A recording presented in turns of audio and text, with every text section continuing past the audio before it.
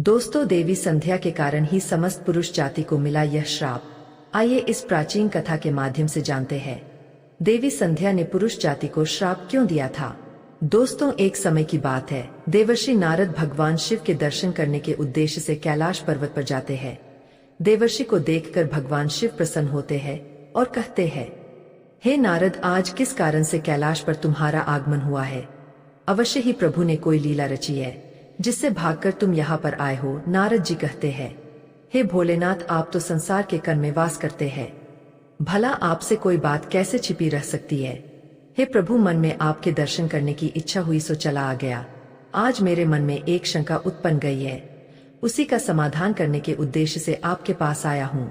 कृपया मेरी इस शंका का समाधान कीजिए। भगवान शिव कहते हैं, हे नारद, तुम्हारे मन में जो भी शंका हो निसंकोच होकर पूछ लो, तुम्हारी हर शंका का समाधान किया जाएगा।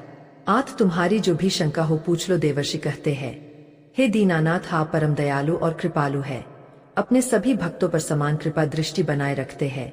भक्त के मन में क्या चल रहा है आप स्वयं ही जान लेते हैं और उसकी इच्छा को पूर्ण करते हैं। मेरे मन में जो शंका है उसे भी आप भली भांति जानते हैं। भगवान शिव कहते हैं, हे नारद, तुम्हारे मन में जो प्रश्न उठ रहा है उसे मैं अवश्य जानता हूँ, इसीलिए अब पूछने में संकोच ना करो। देवर्षि कहते हैं, हे प्रभु, आज मैं आपके पास यह जानने के लिए आया हूँ, देवी संध्या कौन थी और उन्होंने समस्त पुरुष जाति को कौन सा श्राप दिया था। आज मैं आपके पास देवी संध्या का महत्व को सुनने के लिए ही आया हूँ। भगवान शिव कहते हैं, हे नारद, आज तुमने उत्तम प्रश्न किया है, इसमें समस्त मानव जाति का कल्याण छिपा हुआ है। आज मैं तुम्हें देवी संध्या के जन्म की कथा सुनाता हूँ। इस कथा में तुम्हें तुम्हारे सभी प्रश्नों के उत्तर मिल जाएंगे। देवी संध्या के इस प्राचीन इतिहास को तुम ध्यान पूर्वक सुनो। इसका श्रवण करने मात्र से ही कोटि कोटि पाप क्षण भर में जलकर भस्म हो जाते हैं। देवर्षि कहते हैं, हे प्रभु, मैं इस कथा को ध्यान से पूरा अवश्य सुनूंगा, कृपा करके आप मुझे वह कथा सुनाइए। फिर भगवान शिव देवर्षि नारद को उस महान नारी संध्या की कथा सुनाना आरंभ करते हैं। हे नारद, जब सृष्टि का आरंभ हो रहा था तब सृष्टि के रचिता ब्रह्मा जी कमल के आसन पर विराजित होकर भगवान का ध्यान कर रहे थे। उसी समय उनके मन में सृष्टि का निर्माण करने की इच्छा जागृत हुई। तब सबसे पहले उनके मन से विचार करने से एक त्रिभुवन सुंदरी कन्या का जन्म हुआ। वह कन्या अत्यंत सुंदर और मनमोहिनी थी। मन से उत्पन्न होने के कारण वह ब्रह्मा की मानस कन्या हुई। ब्रह्मा जी उस समय ध्यान कर रहे थे और ध्यान करते समय वह कन्या उत्पन्न हुई, इसीलिए उसका नाम संध्या हुआ। जब ब्रह्मा जी ने उस अत्यंत सुंदर स्त्री की ओर देखा तो कुछ क्षणों के लिए ब्रह्मा जी का मन विचलित हो गया। उसका मनमोहक रूप देखकर ब्रह्मा जी मोहित हो गए और उनके मन में काम भाव जागृत हुआ। ब्रह्मा जी की ऐसी कुपित दृष्टि पड़ते ही उस देवी का तेज नष्ट हो गया, जिससे वह देवी संध्या बहुत दुखी हो गई और उस स्थान को छोड़कर चली गई। हे नारद, ब्रह्मा जी के मन में किसी भी प्रकार का विकार उत्पन्न नहीं हो सकता, किंतु प्रभु की लीला तो देखिए। उन्होंने अपनी लीला दिखाने के लिए ब्रह्मा जी के मन में विकार डाल दिया। उसी विकार के कारण ब्रह्मा जी के मन में कुछ क्षणों के लिए काम का भाव उत्पन्न हो गया। प्रभु की ऐसी लीला रचने के पीछे समस्त मानव जाति का कल्याण छिपा हुआ था। इसीलिए अब तुम प्रभु की इस विचित्र लीला को ध्यान से सुनो। ब्रह्मा जी के ऐसे व्यवहार से देवी संध्या अत्यंत दुखी होकर चंद्रभाग पर्वत पर ध्यान करने के लिए चली गई। वहां जाकर उसके मन में इस बात की चिंता सताने लगी कि तपस्या किसकी करूं, किस भगवान की आराधना करूं। इसी विचार से वह पृथ्वी लोक पर बृहलोहित नाम के सरोवर के पास चली गई और वहीं पर खड़ी हो गई। फिर महर्षि वशिष्ठ उसी स्थान से गुजर रहे थे तो उन्होंने देवी संध्या को सरोवर के पास खड़ा हुआ देखा। देवी संध्या को अकेले उस स्थान पर देखकर महर्षि वशिष्ठ उसके पास चले गए और पूछने लगे, भद्रे, तुम कौन हो, किसकी पुत्री हो, इस भयंकर वन में किस लिए घूम रही हो? यदि कोई गोपनीय बात ना हो तो अवश्य तुम्हारा उद्देश्य बताओ।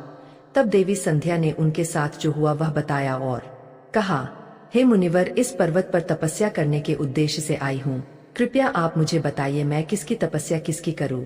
मुझे अब इस दोष से कौन मुक्ति दिलाएगा तथा तपस्या कैसे करनी चाहिए? कृपया मुझे उपदेश देकर अनुग्रहित कीजिए। संध्या की बात सुनकर महर्षि वशिष्ठ कहने लगे, हे देवी, तुम भगवान नारायण की तपस्या करो। ओम नमो नारायणाय नमः इस महामंत्र का जाप करो।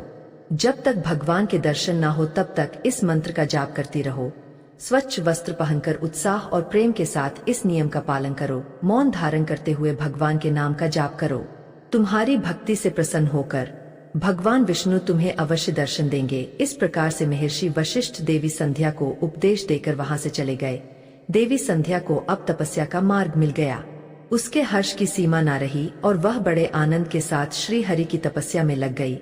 वह महर्षि के बताए हुए नियमों का पालन सावधानी से करने लगी। इस प्रकार सभी नियमों का पालन करते हुए देवी संध्या ने 4 युगों तक अपनी तपस्या चालू रखी।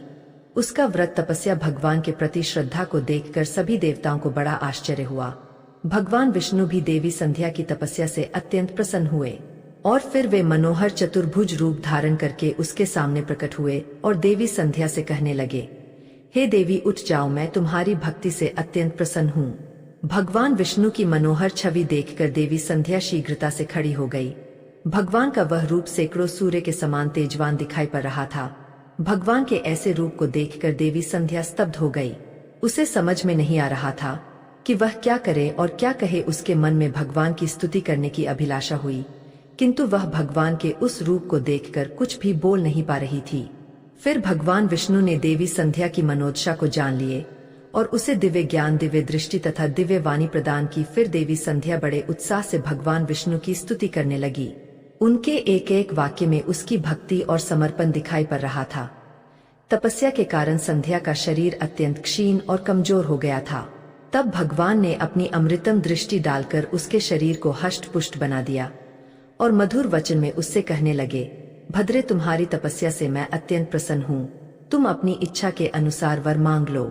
फिर देवी संध्या ने कहा, हे प्रभु, यदि आप मुझ पर प्रसन्न हैं, मुझे वरदान देकर अनुग्रहित करना चाहते हैं, तो मैं पहला वर यह मांगती हूँ कि संसार में जितने भी प्राणी हैं, पैदा होते ही उनके मन में काम का विकार उत्पन्न ना हो।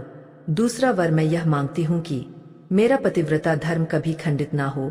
और तीसरा वरदान मुझे यह दीजिए कि अपने पति के अलावा किसी अन्य पुरुष के प्रति मेरे मन में आसक्ति ना हो। जो भी पुरुष मेरी ओर काम भाव से देखे वह पुरुष नपुंसक हो जाए। फिर भगवान विष्णु ने वरदान देते हुए कहा, हे कल्याणी, आज तुमने संसार के कल्याण के लिए उत्तम वर मांगा है। इसीलिए आज से ही पैदा होने के बाद किसी भी प्राणी में काम वासना का भाव नहीं होगा।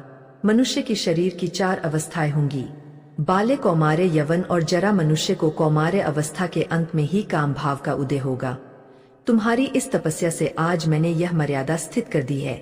संसार में कोई भी प्राणी पैदा होते ही काम भावना से युक्त नहीं होगा। तुम्हारे सतीत्व की प्रशंसा तीनों लोकों में होगी और तुम्हारे पति के अलावा जो भी पुरुष तुम्हें काम की दृष्टि से देखेगा वह तुरंत ही नपुंसक हो जाएगा। तुम्हारे पति बड़े भाग्यवान, तपस्वी, सुंदर तथा तुम्हारे साथ 7 कल्पों तक जीवित रहने वाले होंगे। हे देवी, तुमने जो जो वर मांगे हैं मैंने वह प्रदान किए हैं।